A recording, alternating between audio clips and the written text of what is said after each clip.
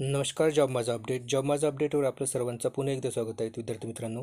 तर आज आपण सिंधुदुर्ग जिल्हा मध्यवर्ती बँकेमध्ये जे जागा निघालेल्या आहेत 73 पदासाठी, क्लर्क या पदासाठी, तर त्या पदभरतीमध्ये जी परीक्षा होणार आहेत विद्यार्थी मित्रांनो, 90 प्रश्नाची 90 मार्कासाठी.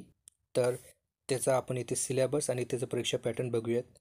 आणि त्याआधी मी तुम्हाला सांगू इच्छितो की ही परीक्षा ही IBPS कंडक्ट करणार आहेत. त्याच्यामुळे इथे परीक्षेमध्ये कोणत्याच प्रकारचा घोळ होणार नाही. कारण याच्या आधी काही भरती जे झालेले आहेत जिल्हा मध्यवर्ती बँकेचे एक्झाम, तिथे एक्झाम हे सर्वसाधारण एजन्सीने घेतलेली आहेत, परंतु ही जी भरती आहेत विद्यार्थी मित्रांनो हे IBPS कंडक्ट करणार आहेत. त्याच्यामुळे यामध्ये जो काही जे काही टेस्ट असेल विद्यार्थी मित्रांनो एक्झाम, याची लेवलसुद्धा IBPSच्या लेवलनुसारच असेल.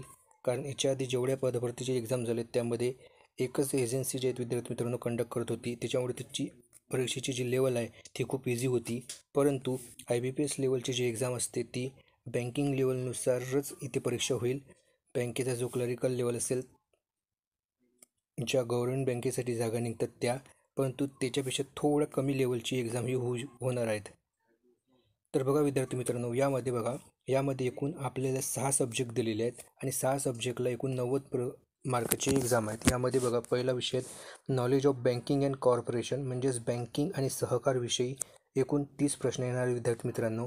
तर बघा विद्यार्थी मित्रांनो, आपल्या चॅनलवर बँकिंग आणि सहकार विषयक आतापर्यंत आपण 3 व्हिडिओ अपलोड केलेले आहेत. ते व्हिडिओ जाऊन तुम्ही बघू शकता. तशाच प्रकारचे प्रश्न जे आहेत ते बँकिंग आणि सहकारसाठी विचारले जातात विद्यार्थी मित्रांनो. त्यानंतर बघा दुसरा महत्त्वाचा टॉपिक आहे कम्प्युटर. तर बघा कम्प्युटरच्या संबंधित जे काही एकूण 20 प्रश्न येणार आहेत विद्यार्थी मित्रांनो, त्याचीसुद्धा प्रॅक्टिस आपल्या चॅनलवर घेण्यात येईल. यामध्ये बघा कम्प्युटर, बेसिक कम्प्युटर आणि कम्प्युटरचे जे काही ॲडव्हान्स लेवलचे जे प्रश्न असतात ते सुद्धा इथे येणार आहेत विद्यार्थी मित्रांनो. त्याच्यामुळे हा टॉपिक खूप महत्त्वाचा असेल. त्यानंतर बघा तिसरा टॉपिक आहे ॲग्रिकल्चर बेस्ड रूरल इकॉनॉमिस्ट, म्हणजेच जे ग्रामीण अर्थव्यवस्था विद्यार्थी मित्रांनो, त्यावर सुद्धा एकूण 10 प्रश्न येणार आहेत 10 मार्काचे. त्यानंतर मराठी लँग्वेजचे एकूण 10 प्रश्न येणार आहेत, आणि म्हणजे मराठी भाषेचे व्याकरणासंबंधित. त्यानंतर जनरल नॉलेज आणि करंट अफेअर. तर बघा जनरल नॉलेज आणि करंट अफेअर्सचे एकूण 10 प्रश्न 10 मार्काला, आणि रिझनिंगचे एकूण 10 मार्क. तर बघा विद्यार्थी मित्रांनो, इथे फक्त रिझनिंग आणि मराठी हे जे 2 विषय आहेत सोपेवाले, हे ते फक्त 20 मार्काचे येणार आहेत. तर बाकी 70 मार्काची जी काही परीक्षा आहेत ते 70 मार्काची जी एक्झाम विद्यार्थी मित्रांनो ते हार्ड असणार आहेत.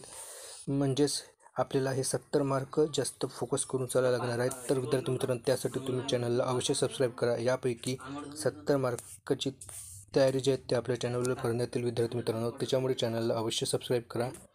धन्यवाद.